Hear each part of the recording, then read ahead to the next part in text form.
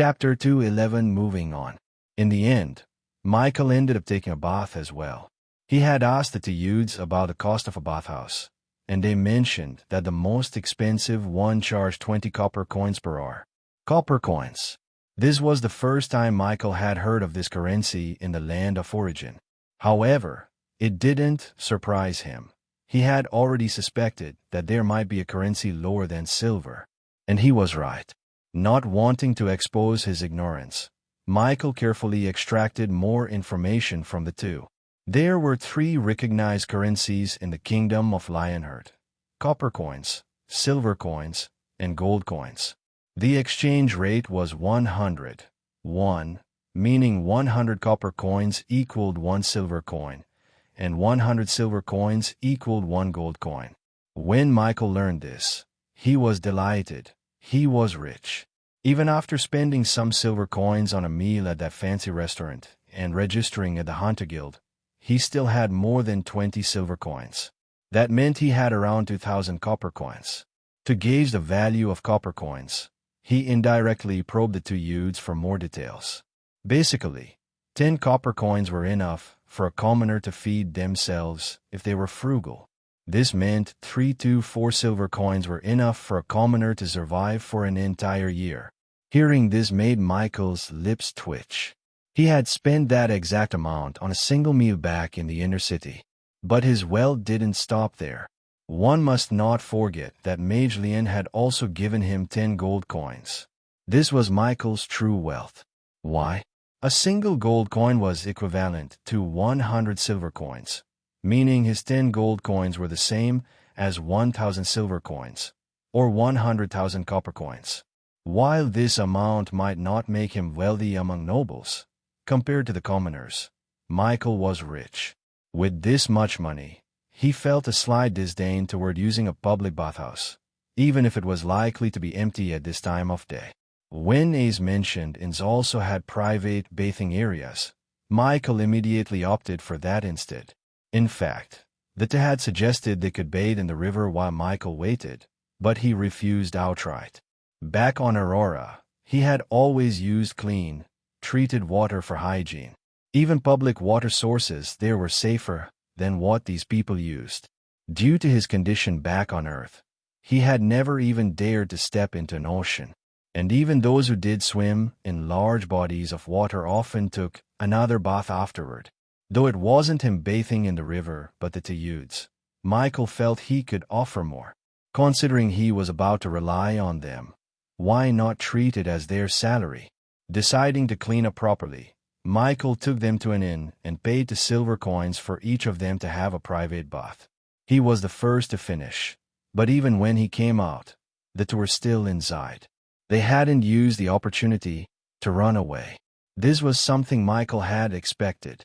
If they wanted to escape him, their only option would be to leave the capital entirely. Otherwise, they would have to live in fear of a noble's revenge. The few hours he had spent as a fake one was enough to make Michael know how privileged a real noble was. Before heading to the inn, he had also bought new clothes for Ace and Leah.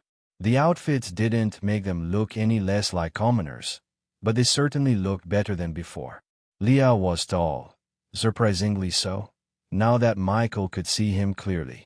If he had to guess, Leah stood at least 6 to 188 centimeters. His frame was lean, but not weak, and his features were sharp yet ordinary, a face that wouldn't stand out in a crowd. Ace, on the other hand, was short, barely reaching 5'5", 165 centimeters. His build was smaller, making him look almost scrawny next to Leah. His face was equally unremarkable, not ugly, but nothing that would turn heads either. Both of them had dark brown hair and tan skin, likely from spending most of their lives outside. Looking at them, Michael realized something. They were utterly forgettable. If not for the time they had spent together, he wouldn't have recognized them in a crowd. Michael glanced at their new clothes. While still commoner attire, they were cleaner and in better condition than the rags they had worn before. He didn't say anything, but he did note the difference. They still looked like commoners, but not struggling ones. Ace shifted under Michael's gaze, running a hand through his damp hair. Something wrong, my lord. Michael shook his head. No, just getting a good look at you both. Leah gave a small nod. You're making sure we aren't hiding anything, aren't you? He felt uncomfortable being so obedient to a noble, but he was wide enough to know what he should do and not do. Michael smiled slightly. That you? Neither of them argued. They knew that Michael had a right to be cautious. As for Michael, he now had a better understanding of who he was dealing with. Ordinary. That was the best word to describe them. But ordinary people often had the most approved, to be honest. The two felt that Michael was taking care of his servants a bit too much. Yes, servants. As commoners, that was essentially what they were to nobles. But their actions toward Michael had only solidified that role further. What they didn't realize was that Michael had been completely honest. He simply couldn't stand to suffer through their smell. Other nobles wouldn't care, not because they had stronger endurance, but because they saw spending money on commoners as a waste. Of course, not all nobles were like this. Most wouldn't even bother dealing with commoners directly, leaving such matters to their attendants instead. But Michael was different. He wasn't even a noble in the first place. Chapter 212 Hiring a Carriage.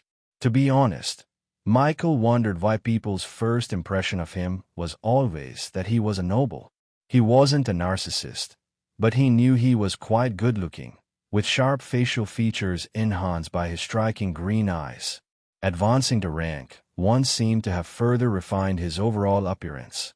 Of course, that didn't mean all powerful individuals were naturally attractive.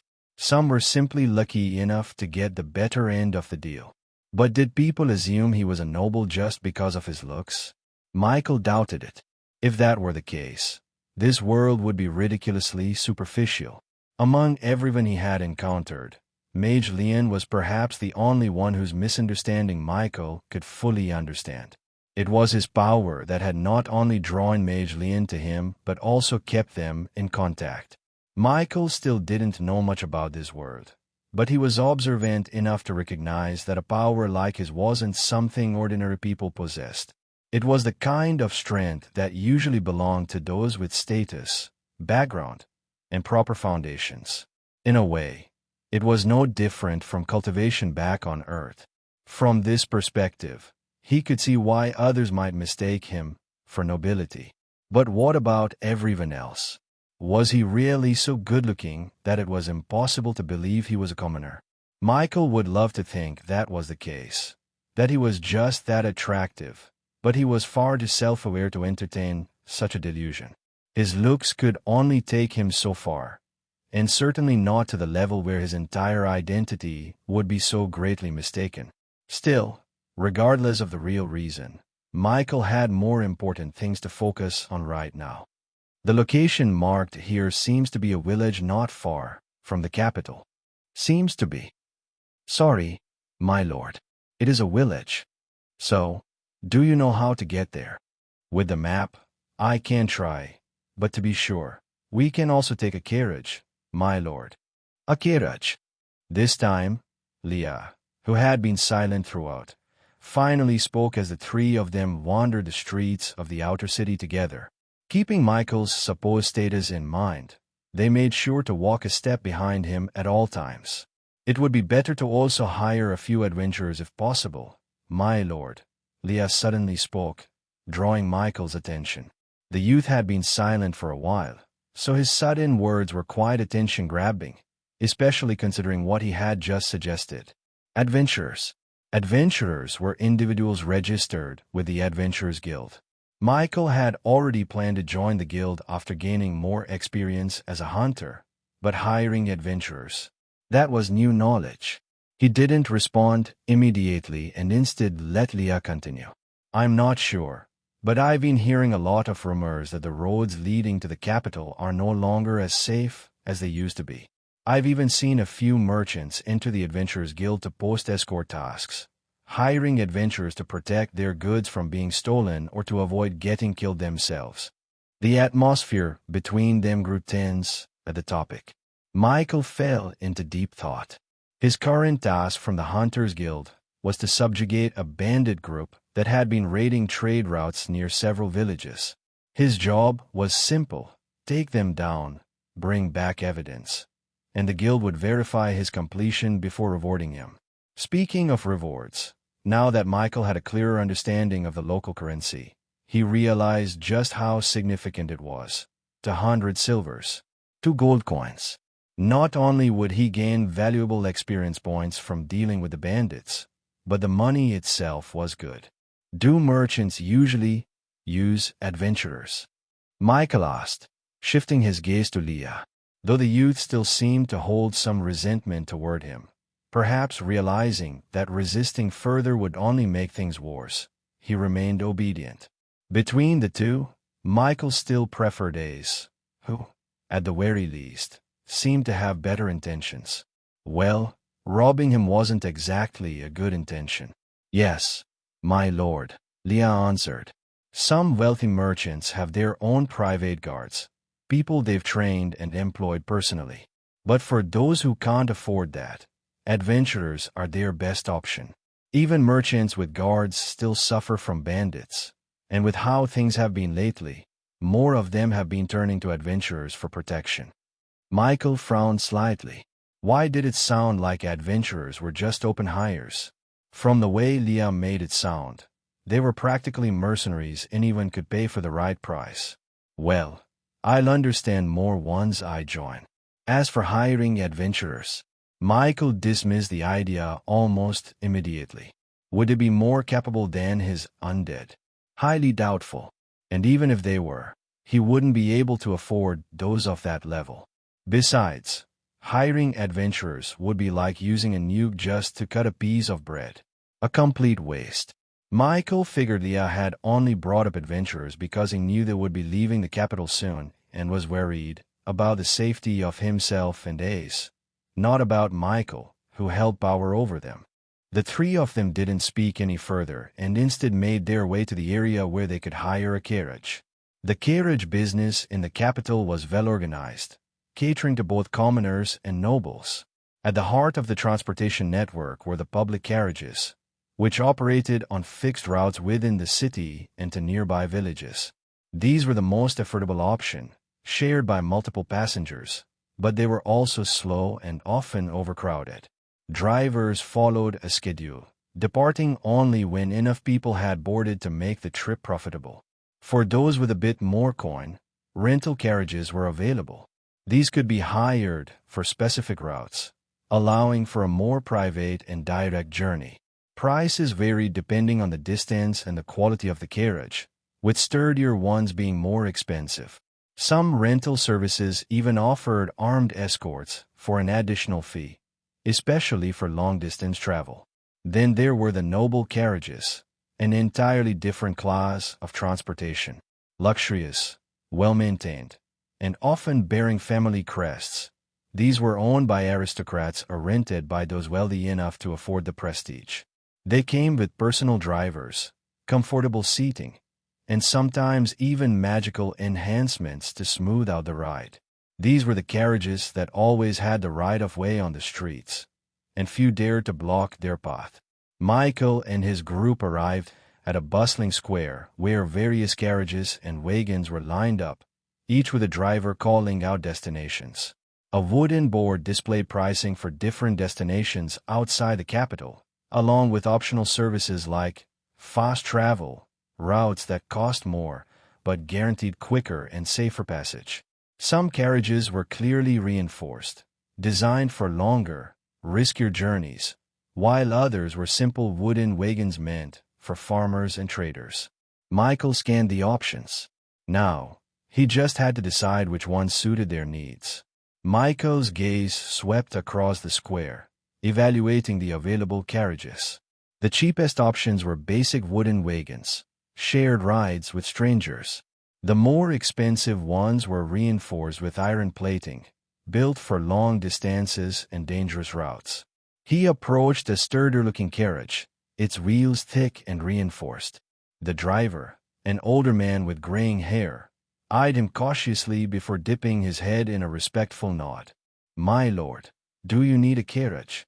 The man's tone was careful, as if unsure whether Michael was truly a noble or simply dressed like one. Michael handed over the map and tapped a spot. "How long to get here and back?" The driver studied the map for a moment before humming thoughtfully. "Woodring Town. A round trip will take about 18 hours, my lord, assuming no delays." His expression grew serious. "But the roads aren't as safe as they used to be. Bandits have been active, and without escorts, I can't guarantee we'll make it through unscathed." Michael met the driver's gaze. "You're saying I need to hire guards?" The driver hesitated before nodding. "Yes, my lord. Either that, or you'll have to be capable of protecting yourself." His eyes flickered to Leah and Ace. "Even armed travelers have been getting ambushed lately. A noble like yourself would be a high-value target." Michael smirked slightly at the assumption but didn't correct him. "How much for the trip?" 3 silver coins for the carriage alone, my lord. If you want me to arrange escorts, that'll cost extra." Michael considered it. He could afford the carriage, but paying for escorts was unnecessary. He had no intention of relying on mercenaries when his undead could handle the job. Still, the driver's caution made sense. If attacks were common, then merchants and travelers alike had reason to be wary. Michael nodded. "I'll handle the protection myself." The eyes of the old man flickered, and a look of hesitation appeared in his face.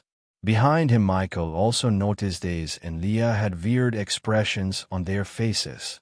Chapter 213, Setting Off. "Do I look that weak?" That was the first thought that flashed through Michael's mind after seeing the reactions of the people around him. He couldn't think of anything else to warrant their current expressions after his words. However, it wasn't that he thought he was weak.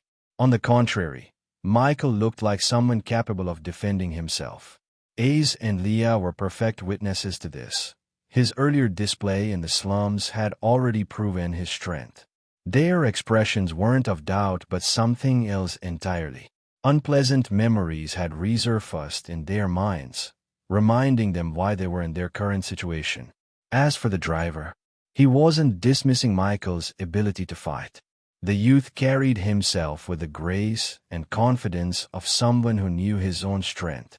But against vicious bandits, the old man wasn't convinced. Michael, realizing he had to convince them, especially since it seemed like a trip could be denied even if one had the money, stepped closer to the old man's carriage under the driver's suspicious gaze. Without a word, he grabbed hold of the carriage and lifted it 1/2 meter off the ground. The old man's eyes widened in shock. The reaction wasn't limited to just him. Everyone who witnessed the sight froze, their eyes widening in disbelief. For a brief moment, silence filled the air. Then, murmurs erupted among the bystanders. "Did he just lift that? That's not normal strength. Is he a knight?" The old man swallowed, gripping the reins of his horses a little tighter.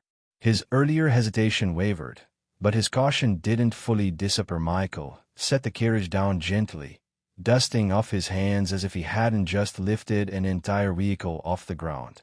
Then, he turned back to the driver. "Will that be enough to ease your worries?" The old man hesitated before nodding slowly. "It's impressive, my lord, but strength alone won't stop a blade from your back when you're outnumbered." Michael almost rolled his eyes. He had undead at his disposal. His back was the least of his concerns.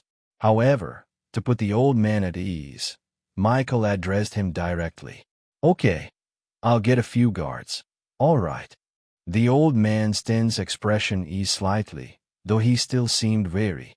"That would be best, my lord. The roads aren't what they used to be." Michael wasn't actually planning to hire adventurers, but saying this would at least stop the old man from hesitating further. Besides, if it came down to it, his undead were more than enough. Yes, Michael planned to use his undead as guards. With that settled, the driver finally nodded. "All right then, we leave as soon as you're ready." Michael gave a small nod. Give me a few minutes." Without waiting for a response, he turned to Ace and Leah, handing each of them 2 silver coins. "Go buy food supplies. Enough for a long journey," he instructed. Ace glanced at the coin in his palm, then at Michael. "How long are we talking?" "At least 2 days," Michael replied. An 18-hour round trip wasn't something they could complete in a single day. It was already afternoon, and while Michael wasn't against night travel, it wasn't his goal either. After all, the village they were heading to wasn't his real destination. According to the map, it was simply the most likely area near the city where the bandits' base was located. He had to take his time searching for it. With that in mind, he separated from the group after paying the old man an advance. Payment before service was standard practice. Then, without wasting any more time, he made his way back to the slums. The moment he stepped into the rougher part of the city, trouble found him. A group of would-be robbers thought they had an easy target, but Michael wasn't in the mood to play along. The first man who lunged at him got his wrist grabbed and twisted until he screamed. Another tried to stab him from behind, only for Michael to sidestep and elbow him in the ribs, sending him crumpling to the ground. By the time the third man even considered running, Michael had already sent the second one into a nearby wall. With the would-be thieves groaning in pain, Michael dusted off his sleeves and continued on his way. Soon, he arrived at the secluded location where he had subdued Ace and Leah earlier. Standing in the empty lot, he raised his hand and activated his skill. A moment later, 4 figures emerged from the shadows, their heavy armor clanking softly. Michael looked at his creations, 4 armored orcs, each towering over him, their monstrous forms radiating an intimidating presence. These were his guards.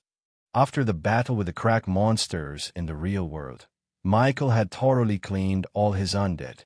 For those he could wash with water, he poured it on them.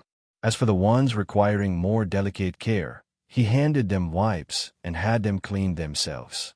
Now, standing before him, his undead were spotless, though they still radiated a faint murderous aura. Michael eyed them critically before giving a firm order. "Keep your heads down and don't let anyone see under your hoods." The orcs nodded silently. They were all fully covered, and aside from their towering physiques, they looked human enough. As long as no one caught a glimpse of their skin, they would pass unnoticed. With his undead disguised as guards, Michael wasted no time and led them toward the meeting point. As they made their way through the slums, passers-by instinctively kept their distance. The sheer presence of the armored figures was enough to deter any lingering troublemakers. Michael ignored the wary gazes and focused on the path ahead. When they reached the marketplace, he spotted Ace and Leah returning with sacks of food supplies. Leah was the first to notice him. His eyes darted toward the 4 massive figures behind him, and he visibly stiffened. "Is this who I actually tried to rob?" he thought in awe of his audacity. Chapter 214. Outside the capital. When the driver saw Michael's guards, a more respectful look appeared on his face, reflected not only in his expression but also in his gestures and the way he addressed Michael. If he had any doubts about Michael's noble status before, they were completely gone now. The armor worn by the guards was far superior to that of the kingdom's knights. Not that the knights' armor was bad, far from it. But the fact that most of the kingdom knights wore the same standardized design meant it was a mass-produced model, albeit a high-quality one. However, what Michael's guards wore was different.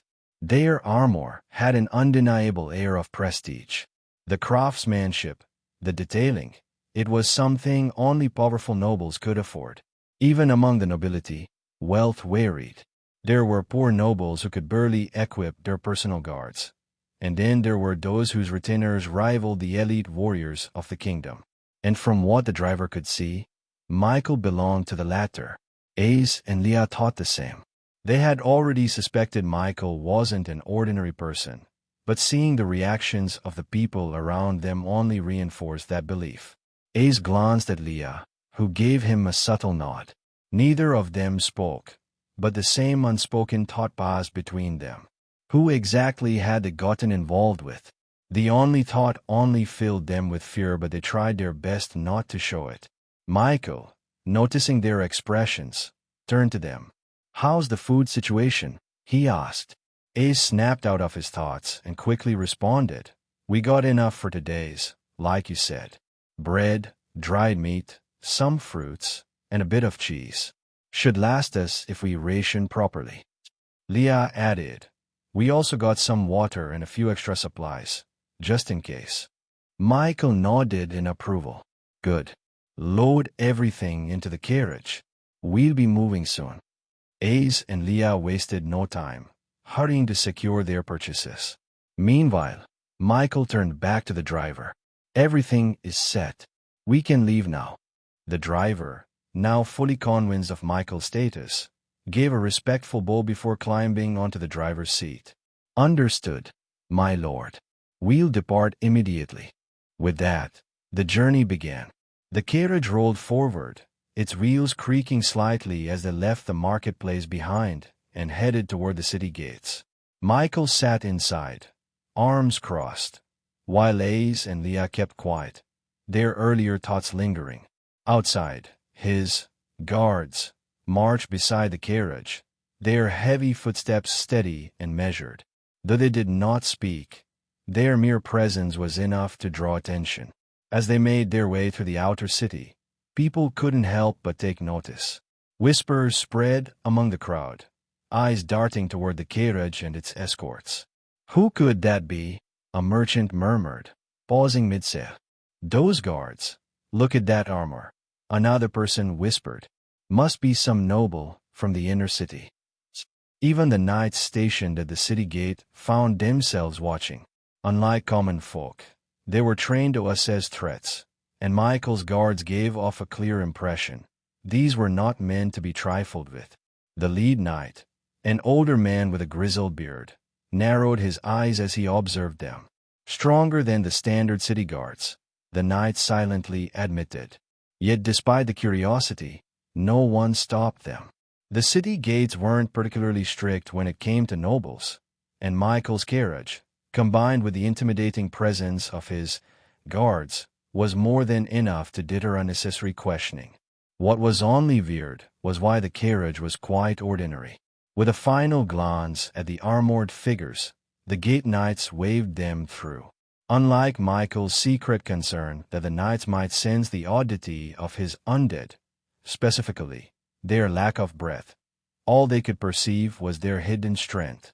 In truth, the knights didn't bother observing the guards deeply enough to notice subtle details like breathing. No one would suspect undead roaming freely in the capital to begin with. The very idea was absurd. As far as they were concerned, Michael's retainers were simply well-trained warriors, silent, disciplined, and undeniably powerful. The carriage passed beneath the towering stone archway, leaving the city behind as they entered the open road. The moment they left the city, the atmosphere shifted. The bustling noise of the capital faded behind them, replaced by the rhythmic clatter of hooves and the soft creaking of the carriage. The road ahead stretched far, flanked by rolling fields and patches of dense woodland. Michael remained silent, gazing out the window as the carriage moved steadily forward. His mind was occupied, not just with the journey ahead, but with the unknown situations he might face. Ace and Leah, seated across from him, were equally quiet. They were still processing everything that had happened since meeting Michael. Their first impression of him had been of someone important, but now it was clear he was far beyond what they had initially assumed. The journey continued without issue for the next few hours, but as the sun began to set, the driver slowed the horses. "My lord," he called out, "it'll be dark soon. Should we set up camp for the night?" Michael considered the suggestion. While his undead didn't need rest, he knew Ace and Leah weren't like him. They needed sleep. Besides, traveling at night, especially on an unfamiliar road, was an unnecessary risk, at least for the average person. "We'll stop here," he decided. The carriage rolled to a halt at the side of the road, near a clearing sheltered by trees. Michael stepped out first, scanning their surroundings. It was quiet, the only sounds being the rustling of leaves and distant chirps of night insects. "Start a fire," he instructed. "We'll take turns keeping watch." Ace and Leah nodded, setting to work. As they gathered wood and prepared their modest meal, Michael remained standing, his gaze locked on the darkening horizon. This was the longest he had ever stayed in the land of origin, Michael realized. And for some reason, perhaps because of the sense of freedom this world gave him, he was loving every second of it, despite some unpleasant moments. However, as real as this world felt, Michael knew he had to return to his own. Chapter 215 Return X Return. According to the driver, they had about 3 hours of travel left before reaching their destination. However, the night had fallen faster than expected, forcing him to call for a stop. They could have pushed on if Michael had insisted, but for the people of this world, traveling at night was a risk few were willing to take. In fact, along the way, he had already noticed several carriages stopping by the roadside, their occupants setting up camp for the night. One thing stood out to him. Each group kept a respectful distance from one another. Michael wouldn't call himself the smartest, but this simple observation, combined with the driver's unspoken caution, made it clear that wild animals and monsters weren't the only dangers lurking in the dark. As they settled in, a campfire crackled at the center of their makeshift resting spot, while Michael's 4 undead stood watch. Seated near the fire, he ate the dried meat and fruits Ace and Leah had bought earlier. His mind, however, was elsewhere, thinking of a way to slip away from the group. A short distance away, Ace, Leah, and the old driver sat around a smaller fire of their own. Despite traveling together, they maintained a clear boundary. It wasn't out of disrespect or distrust, but rather an ingrained habit. A noble and a commoner dining together. The thought alone felt unnatural to them, almost like a sin. As the fire crackled and the night deepened, the group finally set up their tents. The driver, accustomed to long journeys, had a simple canvas shelter that barely offered protection from the elements. Ace and Leah shared a more modest tent, hastily put together but enough to shield them from the cold night air. Michael, on the other hand, had his own tent, but it was no different from theirs. He had no intention of wasting money on unnecessary comfort. Instead of a thick bedroll, he laid on the bare ground with only a thin layer of cloth between him and the dirt. In a typical traveling group, when it was time to rest, they would take turns keeping watch, one group sleeping while the other stood guard, then switching in a cycle until morning. But thanks to Michael's undead, there was no need for such precautions. The 4 silent figures stood at the perimeter of the camp, their unmoving forms barely distinguishable in the dim firelight. Their presence allowed everyone else to rest without worry. Ace, settling into his tent, couldn't help but glance toward Michael's resting spot. It was still strange to him, traveling with a noble. Leah felt the same. In fact, they felt even more. Today was surely going to be a memorable day in their lives. They weren't sure if they had truly escaped death, but at the very least, they had avoided immediate execution at the hands of a noble who had every right to kill them. Yet, somehow, instead of corpses left in the dirt, they had become his servants. And for some reason, it didn't feel as bad as they had expected. Leah never imagined a day would come when he would think like this, when he would see a noble in a better light. However, he quickly dismissed the thought. It was nothing more than a fleeting moment of uncertainty. Even if he someday came to believe that not all nobles were evil, it wouldn't erase what he had seen from the worst of them. The proof of that was his sister's fate. As for the driver, he could only think that this noble was very strange. Michael carried himself like a noble, yet he acted nothing like one. Though it was rare for a noble to use his services, in his many years as a driver, he had transported more than a few. but only a handful had ever stood out to him the way Michael did. No, wait. Now that he thought about it, perhaps it was because of the Duke of Evermoon event. But lately, he had indeed been encountering a few interesting individuals. The driver, however, seemed to have no problem with it. Years on the road had taught him one thing. Everyone had their own way of doing things. If Michael was content with sleeping on the ground despite his status, then so be it. The night grew colder, the wind whispering through the trees. Most of the camp had settled into a quiet stillness, but Michael remained awake. He had been thinking of how to leave the group for a while and return to his real world when he suddenly realized he didn't actually need to. Everyone would be asleep by the end of the day. And when he was back in Aurora, wasn't his body going to sleep anyway? Of course. Michael couldn't just leave his body defenseless. Anyway, he wasn't going to stay in the real world for long, and might not even stay for half an hour if he was met with no welcome in his real world. Inside the makeshift tent Ace and Leah had set up for him, spacious enough to move comfortably, Michael summoned a female ORC to stand guard. Satisfied with his precaution, he closed his eyes and connected his consciousness with his body in Aurora. A moment later, a pair of green eyes opened. Michael found himself staring at the familiar ceiling of his room. Reaching for his phone, he checked the time, 10:30 p.m. Spreading his senses through the apartment, he realized he was the only one moving. Apart from the ORC in his room, Beginning and Lily stood guard outside, just as he had instructed.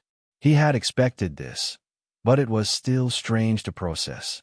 Before reaching civilization in the land of origin, balancing his time between both worlds hadn't been too difficult. But now, Michael wasn't so sure. How was he supposed to live moving forward? Which of these two worlds would he truly call home? Now, he found himself asking the same question almost every Awakener had pondered at some point. Aunt Mia and Lily are asleep now. No, almost everyone is asleep. Michael spread his senses wide, confirming the stillness around him. To him, this was better. With no more hesitation, he got to work. After so long, it was finally time to attempt undead summoning on his existing undead again. He hoped to increase the number of undead he could summon and, with his remaining evolution points, evolve a few special ones he was particularly interested in, if possible. Michael left the undead in his room as they were and quietly slipped out the window. The ruined cityscape stretched before him, desolate and still beneath the moonlight. Aside from the eerie silence and the occasional gust of wind kicking up dust, there was nothing worth noting. Without wasting time, he began placing a few of his undead into his storage space. The process was quick, given the limited capacity. When the space was full, he landed near one of his patrolling undead.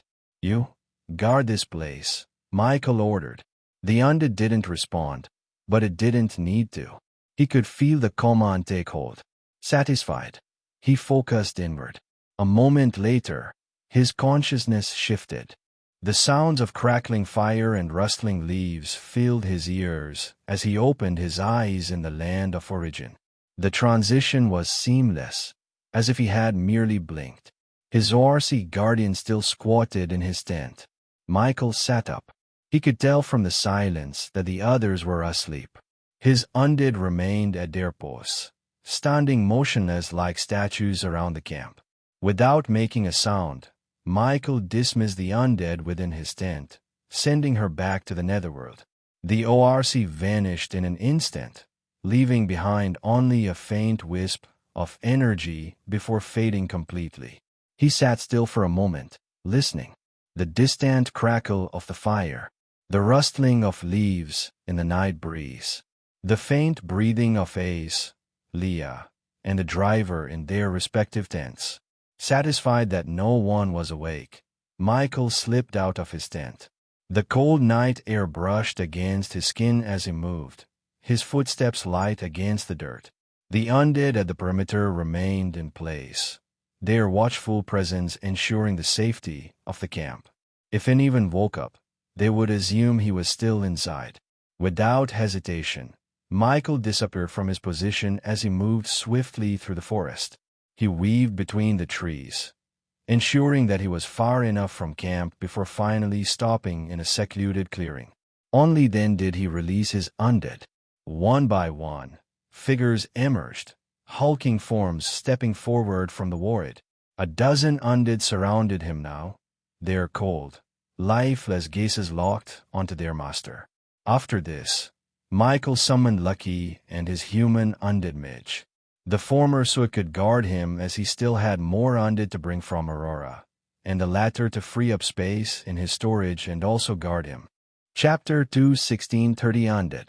Without wasting time, Michael reached inward once more, his consciousness shifting back to Aurora.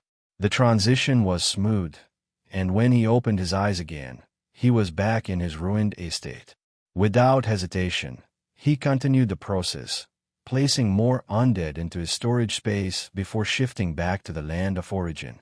In the secluded clearing, the summoned undead stood in disciplined silence.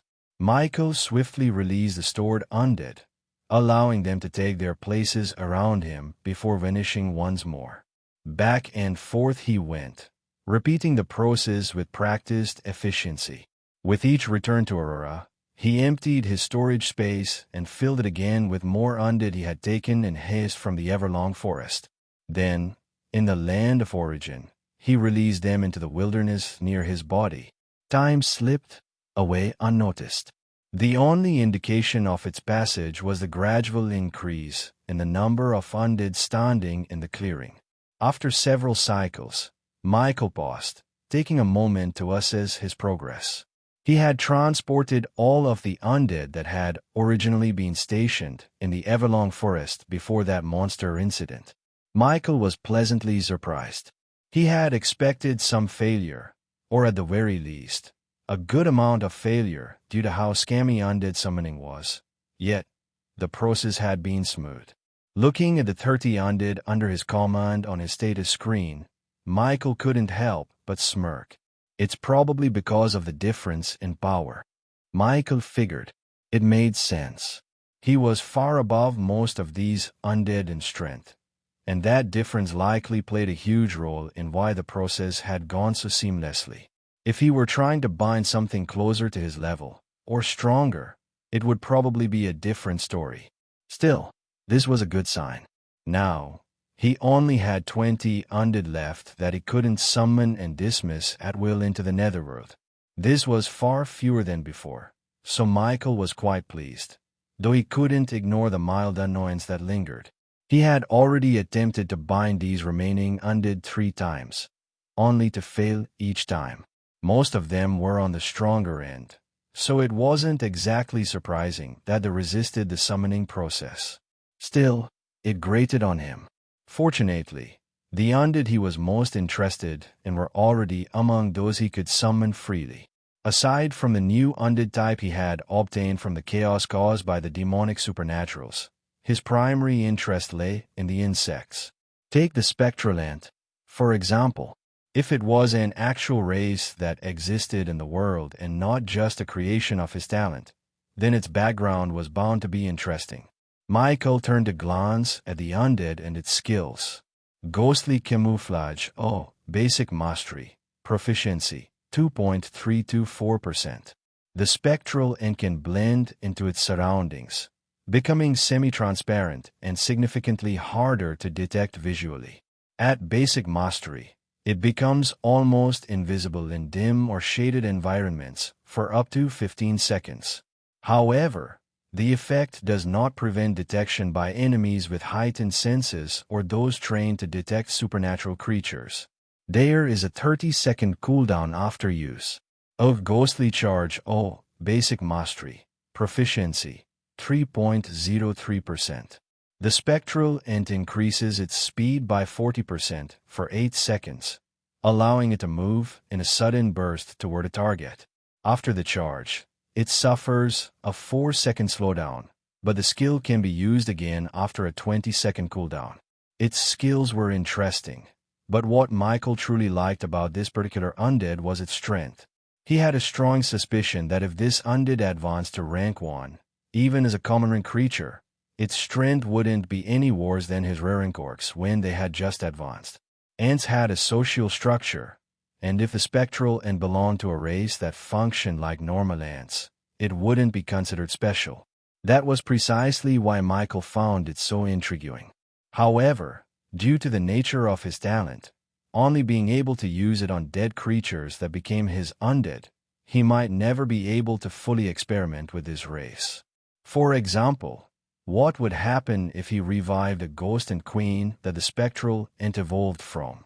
The problem was that undead couldn't reproduce. Logically, this limitation would extend to a ghost and queen as well. Evolving a breeding creature that couldn't even breed felt like a complete waste. Maybe things would change at higher ranks, but who knew what rank or how many evolution points it would take? This point frustrated Michael greatly. Until now, he had no idea how, nor was he even sure if it was possible, to use his talent on living creatures. The thought of it gnawed at him, but he could only move forward, focusing on improving his knowledge of souls and all the aspects connected to his talent. His frustration with this limitation only grew worse when his undead human mage evolved into a high human. If he could use his talent on himself, Michael couldn't even imagine how powerful he'd become. What he did know, though, was that he'd be terrifyingly strong. However, such thoughts weren't occupying Michael's mind now. He turned his attention to his remaining evolution points. 21 evolution points. It was just enough to evolve 4 3-star common rank creatures into 1-star rare rank creatures. It sounded like a lot, but in reality, it wasn't much at all. Still, Michael could only make do with what he had. He had considered saving his evolution points, but after thinking it over, he decided against it. Creatures like Prince or his undead humans, which required a high number of evolution points to advance to the next rank, would take at least 3 days of accumulation. That wasn't long in the grand scheme of things, but Michael didn't think it was wise to neglect his other undead in the meantime. Unless something unexpected came up, it was better to evolve all his undead to rare rank first, then focus on raising the ranks of his stronger or more unique ones like his human undead. For now, at least, he didn't need an immediate boost in power. Had that been the case, his priorities would have been entirely different. Chapter 217 Stronger Ant. As an undead he had been quite curious about, the spectral ant was never left out of Michael's list of undead to evolve. Without hesitation, 5 evolution points disappeared from his total. A moment later, a newly evolved spectral ant appeared before him. It was now a 1-star rare rank 1 undead, the spectral centurion ant. For its rare rank evolution, the spectral ant could become the spectral centurion ant, a high-ranking soldier caste in an undead ant colony. Spectral centurion ant, rare. The evolved spectral centurion ant was even more imposing than before. It now stood at chest height on Michael, its form exuding an even stronger presence of death and spectral energy. Its obsidian black exoskeleton had deepened in color, appearing almost liquid in the way it absorbed light. The ghostly mist that once coated its body had thickened into wispy trails of ethereal smoke, constantly shifting as though the ant itself straddled the boundary between the material and spectral realms. The spectral patterns along its back had changed, forming arcane-like engravings that pulsed with a cold, otherworldly light. Its legs were thicker and segmented like before, but now had additional chitinous ridges that made them even more durable. The mandibles, once merely serrated, had elongated into jagged, scythe-like pincers, looking like it gave the spectral centurion a far more menacing bite. Together with the evolution and advancement of the spectral ant came the feedback Michael received as its master. A wave of energy washed over him, instantly relieving the exhaustion accumulated from repeatedly using undead summoning. The fatigue that had settled in his body dissipated as if it had never existed, and a noticeable portion of his mana was restored. The sensation was brief but invigorating, making Michael feel as though he had just woken from a deep, refreshing sleep. Our strength, 36.92, 5.0. Our agility, 53.66, 5.0. Constitution, 38.22, 5.0. Our intelligence, 150.0. Once again, Michael felt the familiar surge of strength that came with his Undead's rank advancement. Though he had expected it, he was still surprised. A 5-point increase in strength, agility, and constitution. The last time he had experienced this level of feedback was with Lucky. As for his intelligence stat not increasing, Michael would have found it strange if it actually had. His intelligence was already his highest stat, and the only one in the 3-digit range. Anything capable of raising it further had to be something truly extraordinary. Even so, he was pleasantly surprised. 15 points in total, almost the equivalent of 3 level ups worth of attribute points, evenly distributed across 3 stats. Feedback is usually a reflection of what an undead excels at. I wonder just how strong this creature is now. A flicker of excitement crossed his face, but he quickly calmed himself. Even if he wanted to test the Spectral Ant's new power, there was a time and place for everything.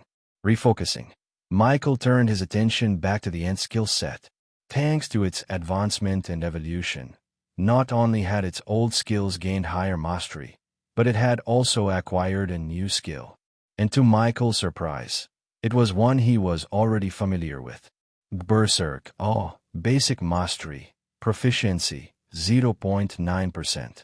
Berserk temporarily increases the user's physical strength and agility by 25% each, at the cost of reducing defense by 10% and significantly increasing aggression.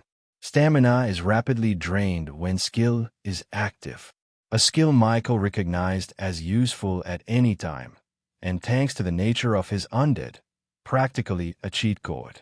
Michael then turned his attention to the Spectral Ant's old skills to check for any improvements. A ghostly camouflage, intermediate mastery, proficiency, 5.30%. The Spectral Ant can blend into its surroundings, becoming semi-transparent and significantly harder to detect visually. At intermediate mastery, the Spectral Ant can remain nearly invisible in dim or shaded environments for up to 30 seconds. In brighter areas, its transparency is improved but not absolute, making it harder to spot. The cooldown is reduced to 20 seconds after use. Basically, the skill seemed the same as before but was noticeably stronger, with a shorter cooldown time as well.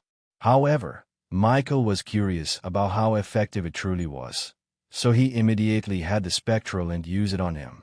The Spectral Centurion Ant reacted instantly.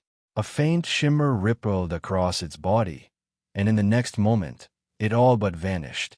Michael narrowed his eyes, scanning the area where it had stood. The only thing hinting at its presence was the subtle distortion of light and the faintest wisp of spectral mist drifting in the air. Even with his heightened perception, it took him a second to properly track its movements. It has only just advanced, and it's this strong. Michael murmured, his interest deepening. Michael didn't forget this was just a new rank 1 creature. What would happen if they were evenly matched? Even if the skill mastery didn't increase, there was a reason why skill mastery mattered. A few seconds later, the Spectral Centurion Ant fully emerged once more, the ghostly mist retracting into its body. Michael nodded in satisfaction. With its cooldown reduced and its effectiveness heightened, ghostly camouflage was becoming a proper stealth skill, one that could prove invaluable in a few situations Michael could think of. Michael turned to check the rest of the Spectral Centurion Ant's skill set.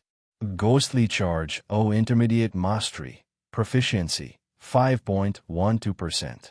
The Spectral Centurion Ant increases its speed by 60% for 12 seconds, allowing it to move in a sudden burst toward a target. After the charge, it suffers a 3-second slowdown, but the skill can be used again after a 15-second cooldown. It was essentially the same skill as before. Visually, Ghostly Camouflage looked nearly identical to how it had functioned at basic mastery, but there was no denying that it had become noticeably stronger. Michael hadn't tested the skill firsthand, but to him, the reduced cooldown alone was already a significant improvement. He gave the Spectral Centurion a few more glances before dismissing it into the netherworld, making a mental note to put it to better use in the future. Chapter 218 Undead Insects. Michael only had 16 evolution points left. It was just enough to evolve 3 3-star common creatures into 1-star rare creatures. The problem was that he had more than 3 undead he was interested in evolving. Technically, he could have waited for his undead to reach max level in their unranked stage before evolving them, maximizing their potential growth. However, the difference in strength wouldn't be too significant compared to evolving a level 25 undead directly into a 3-star rare creature. Besides, leveling them up took time and effort.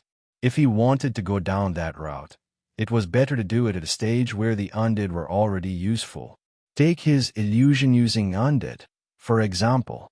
Against ordinary humans, they were powerful, but that was their limit. To be truly valuable, they didn't just need to be stronger, they had to be unique. They had to be rare. Michael was still far more interested in evolving his insect undead than the bodies he had acquired from the cracks in Aurora. Creatures like the long-armed monkey and the sand scorpion were certainly intriguing, not only because they were the first of their kind he had encountered, but also because he had yet to see their evolved forms. Still, his focus remained on the insects. Maybe it was due to his expectations. Insects seemed to tend to have fascinating evolutionary paths based on his experience and the potential he thought they had, and that alone made him eager to prioritize them. And that was exactly what he did. Michael had a total of 5 insect undead. Aside from the spectral ant, which he had just evolved, now officially named Ghost, he had 4 others. Blue, the undead platform morpho. Purple, the undead spicebush swallowtail moth.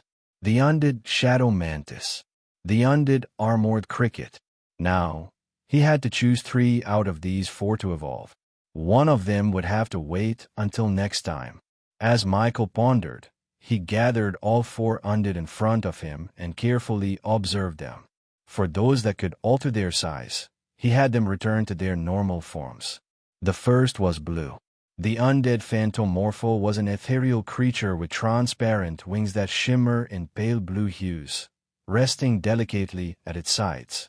Its sleek, black exoskeleton, with glowing blue accents, contrasts with its dormant form, exuding an airy beauty. Though bizarre, and undeniably pretty, perhaps only someone like Michael, whose sense of reality had already warped, would sincerely call it beautiful. It was like standing in front of a ferocious lion and calling it a kitten. Blue had 2 sets of skills. The first skill, Illusory Mirage O, Basic Mastery, Proficiency, 16.3%. Creates multiple, shimmering duplicates of itself to confuse enemies. At Basic Mastery, the illusions move erratically but fade upon contact, making it harder for foes to pinpoint the real creature. The second skill, Shifting Form, Basic Mastery, Proficiency, 26.8%. The undead phantomorpho can alter its size, amplifying the range and power of certain skills through expansion. Both skills seem to have potential if used well, or at least, that was what Michael thought. To a certain extent, he believed there were no bad skills, only skills that weren't utilized properly. It was like on Earth, where even the most basic skill, something anyone could have, could be turned into a way to make millions. It wasn't that those people were inherently special. They simply knew how to make the most of what they had. Michael then turned to Purple. The undead spicebush swallowtail moth had a striking appearance. Its wings shimmered with dark, iridescent blues and purples, resembling fragmented shadowy glass, a haunting yet elegant reflection of the spicebush swallowtail butterfly. The body of the moth is long and sleek, with a shadowy, almost ethereal quality to it. Its abdomen is armored with faint, skeletal plating, and its antennae are sharp, flicking with an unsettling motion. Its size was 1.5 meters, 4'11", wingspan when stretched. The undead spicebush swallowtail moth also had its own set of interesting skills. Elusive flight. Basic mastery. Proficiency, 18%. The undead spicebush swallowtail moth can create a deceptive illusion of multiple moths during flight, capable of causing mass confusion. Venomous dust. Basic mastery. Proficiency, 9.3%. The undead spicebush swallowtail moth can release a cloud of toxic dust from its wings that lingers in the air for a short period. At basic mastery, the poison is relatively weak but still capable of numbing limbs and disorienting enemies who inhale it. Prolonged exposure can result in mild paralysis and dizziness. Shifting form. Basic mastery. Proficiency, 26.8%. The undead spicebush swallowtail moth can alter its size, amplifying the range and power of certain skills through expansion. The undead spicebush swallowtail moth was clearly another illusory-type creature, similar to the undead phantomorpho, with little to no direct combat power. The undead spicebush swallowtail moth had one more skill than Blue. Its abilities were intriguing, making Michael curious about how strong it would become after evolving. However, he didn't dwell on Purple for long, and instead turned his attention to the undead shadow mantis. The shadow mantis seemed like it would stand at an imposing height of nearly 1.6 meters, 5'3", if fully upright. It had a sleek, dark exoskeleton that shimmered faintly under dim light, a mix of deep black and smoky gray that seemed to absorb the surrounding shadows. Its elongated forelimbs, each over a meter long, were razor-sharp with serrated edges. It had sturdy, powerful-looking yet slender hind legs that appeared capable of launching it into swift, silent leaps, adding to its deadly appearance. By its sides were translucent wings, and when Michael had it stretch them, they extended to a span of 1.2 meters. The wings shimmered like a shadowy mirage as it moved. It moved silently, almost eerily quiet, though it was uncertain if the wings could actually allow it to glide in midair. An assassin. This was what Michael always thought about the shadow mantis. Even in the insect kingdom, praying mantises were known as silent killers. Michael glanced at its skill with familiarity. Shadow cloak. Basic mastery. Proficiency, 10.2%. The shadow mantis wraps itself in a thin veil of darkness, blending seamlessly into its surroundings. At basic mastery, the skill makes it nearly invisible in low-light environments. And then there was the undead armored cricket. The undead armored cricket stood at a modest height of around 35 centimeters, 1'1", but its appearance was anything but modest. The exoskeleton was a deep, weathered brown with streaks of black and green, providing a natural camouflage in darker environments. The armor was thicker around its back and legs, giving it a bulky, protective appearance. Its long hind legs were powerful-looking and seemed perfectly built for leaping, with sharp, jagged spikes protruding from the sides, almost like spike shields. The forelegs were shorter but thickly muscled, ending in pincers that gave it a predatory look. A pair of translucent wings were folded against its back, and when Michael had it extend them, when extended, the wings spanned about 50 centimeters, 1'7". Michael didn't waste time and then went on to check its skill. Geekoing chirp. Basic mastery. Proficiency, 9.2%. The armored cricket emits a high-pitched, resonating sound that creates a disorienting echo in the surrounding area. At basic mastery, this sound lowers enemy accuracy by 15% within a 20-meter radius, making it harder for enemies to land successful attacks. Additionally, physical attacks have a 20% higher chance of landing on disoriented targets. Michael folded his arms, deep in thought. All 4 insect undead had their own strengths. Blue and purple leaned toward deception and illusions, while the shadow mantis and armored cricket had more direct combat applications. The choice wasn't just about which undead had the most potential. It was purely about which undead Michael was more curious about their next evolution form. After all, the left-out one could be evolved in a few hours. All this contemplation was just a short thought one would have when deciding on several interesting options that didn't have significant consequences. 4 undead.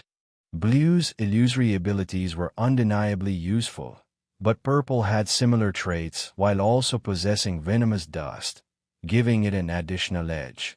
The shadow mantis, on the other hand, was an assassin-type undead, with a skill that made it almost invisible in the dark. That alone was invaluable for surprise attacks and stealth-based strategies. Then there was the armored cricket.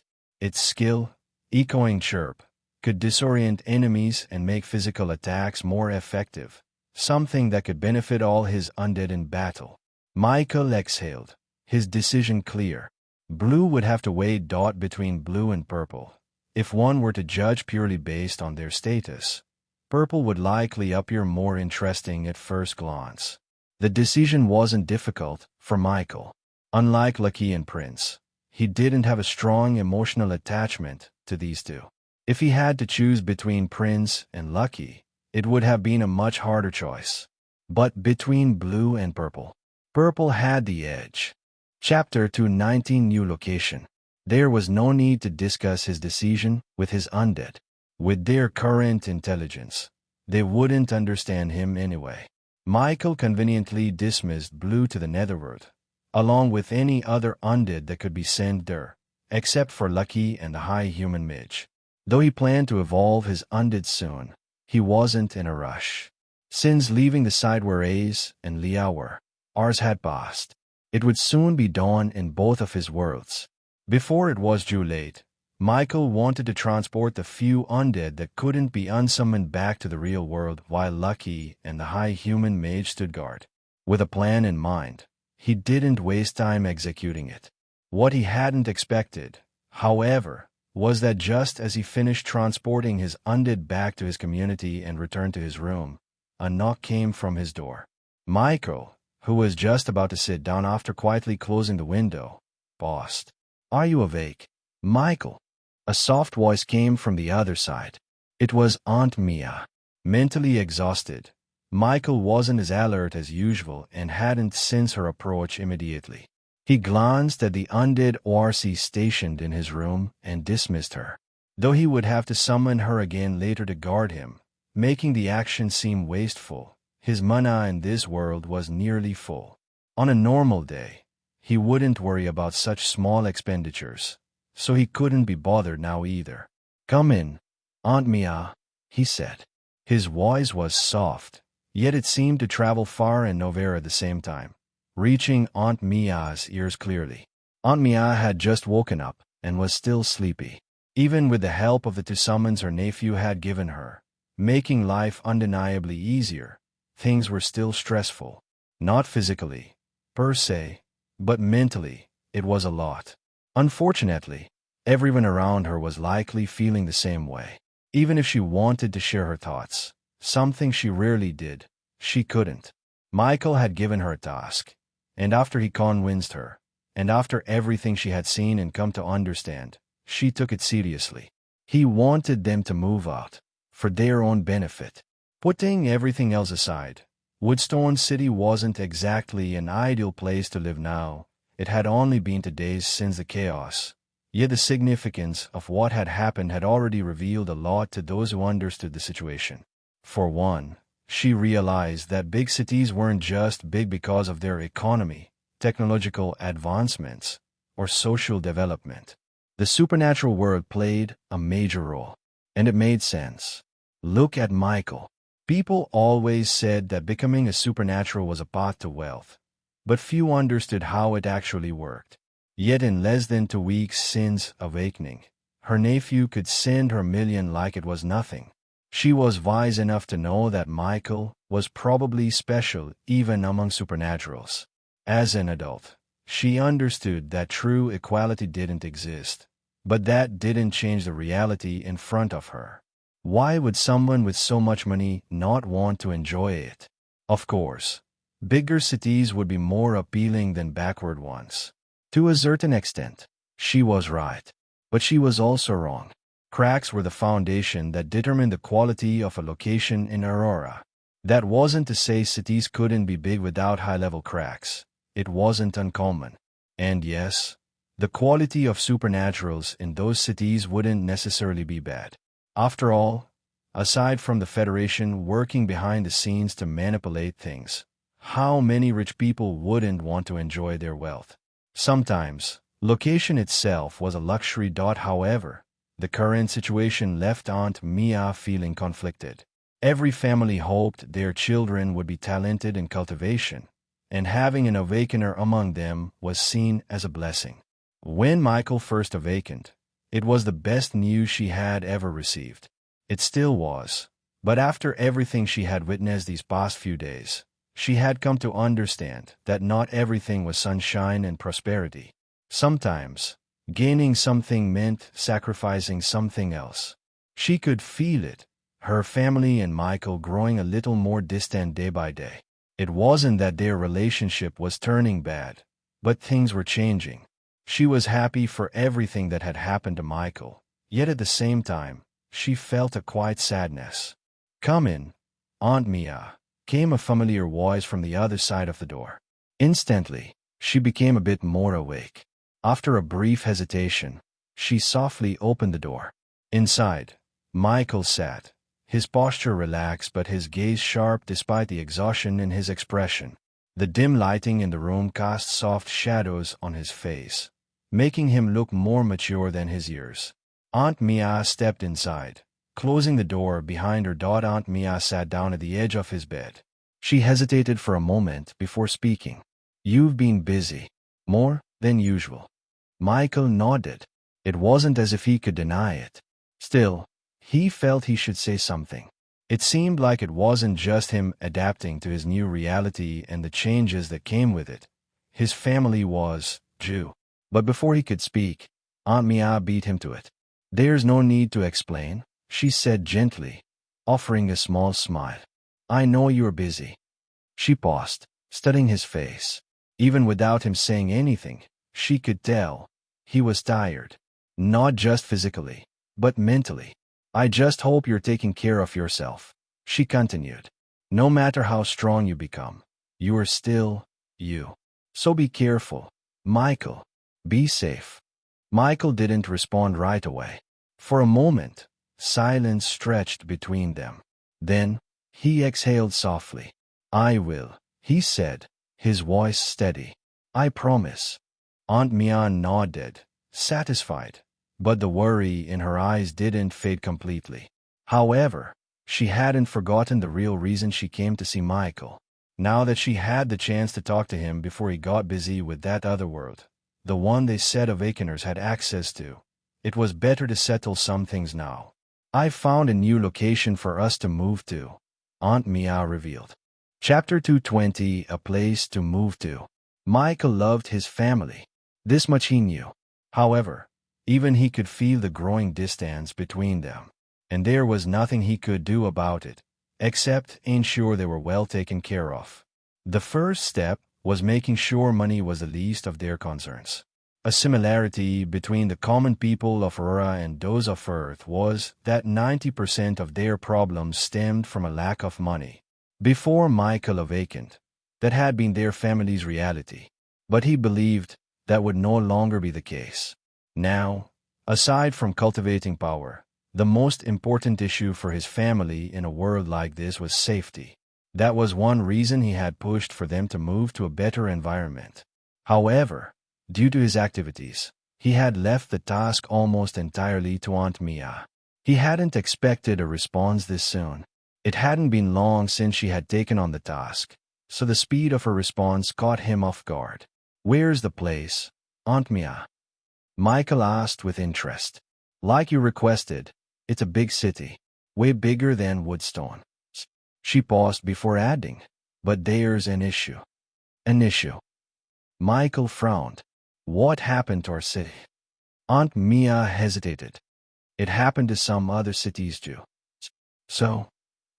During his cleanup yesterday, he had overheard neighbors talking about this and had even looked into it himself. Any surprise he should have felt had already passed. But what did the situation in other cities have to do with their move? That was Michael's confusion. The chaos has caused some refugees, Aunt Mia said, an odd expression on her face. Michael metered her expression after hearing those words. It wasn't a term he expected to hear in a modern world, but it made sense. Just from the word alone, he could guess what was happening. Traffic. To put it simply, they weren't the only family looking for a new place to live, and that seemed to be causing problems. Now, the question was, how? Aunt Mia sighed, rubbing her temples as if trying to sort out her thoughts. The city we're looking at, it's already seeing an influx of people. Too many, too fast. Housing prices are spiking, and security is getting stricter. Michael's brows furrowed. That was expected, but it still annoyed him. How bad is it? It depends on how soon we move. Aunt Mia gave him a pointed look. Right now, it's still possible to buy a decent place, but waiting any longer might make things difficult. Either the prices will skyrocket, or regulations will tighten even further. Michael leaned back, tapping his fingers against his knee. He had expected some complications, but this was sooner than he thought. So, you're saying we need to act fast? Aunt Mia nodded. If we want to secure a good place, yes. Michael exhaled. He had the money, and finding a place wasn't the problem. The problem was how quickly everything was shifting. Did you already find a house? He asked. Not yet, she admitted. But I found a few options that might work. The question is, how involved do you want to be in this process? Michael was silent for a moment. He wanted his family settled, but between managing his undead and everything happening in the other world, he wasn't sure how much time he could afford to spare. After a few seconds, he made a decision. Tell me about the options you found. Aunt Mia nodded. There are a few cities we can consider, but the prices are high. Michael wasn't too surprised. If demand was surging, then prices would naturally follow. Still, he waited for her to continue. The first city is called Brightgate. It's a major trade hub, and from what I've heard, it's well developed. A decent three-bedroom house there costs around $800,000, and renting a similar place is about $40,000 per year. Michael's brow twitched. That was far more than he expected. Aunt Mia moved on. Then there's Ravenshire. It's smaller than Brightgate but still much bigger than Woodstone. A house here costs around $600,000, and the rent is about $30,000 per year. Still expensive, but relatively better.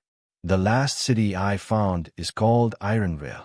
It's more industrial and doesn't have as many luxuries, but the prices reflect that. A house goes for around $450,000, and rent is $22,000 per year. Michael exhaled slowly. Even the cheapest option wasn't exactly cheap. Do you have a preference? Aunt Mia asked. Michael shook his head. I don't know anything about these cities, so I can't say. What about you? Which one do you think is best? Aunt Mia hesitated before answering. Brightgate is ideal, but it's the most expensive. Ravenshire is a good middle ground. And Ironvale, well, it's affordable, but I don't know if we'd like it there. Michael drummed his fingers against his knee, thinking. Each option had pros and cons, but what mattered most was stability. The price didn't matter. Michael was rich. Putting aside the million he had already given Aunt Mia, he still had $14 million left. Even if he bought a house outright, it wouldn't make a dent in his finances. That wasn't the issue. Let's go with Brightgate. Michael decided. If it's the best option, then there's no point hesitating. Aunt Mia blinked. You are sure? He nodded. Yeah. It's expensive, but that doesn't matter. We're not going to struggle over money. Aunt Mia exhaled, but she didn't look entirely convinced. All right, if that's what you want, I'll start making arrangements. Michael leaned back, closing his eyes briefly. One problem solved. Now, all that was left was actually moving there. Aunt Mia and Michael spoke for a bit more before the older lady left, satisfied. As his aunt closed the door behind her, Michael remained in silence for a moment before letting out a quiet sigh. Without hesitation, he summoned the undead shun once more and closed his eyes. A moment later, he was back in the land of origin.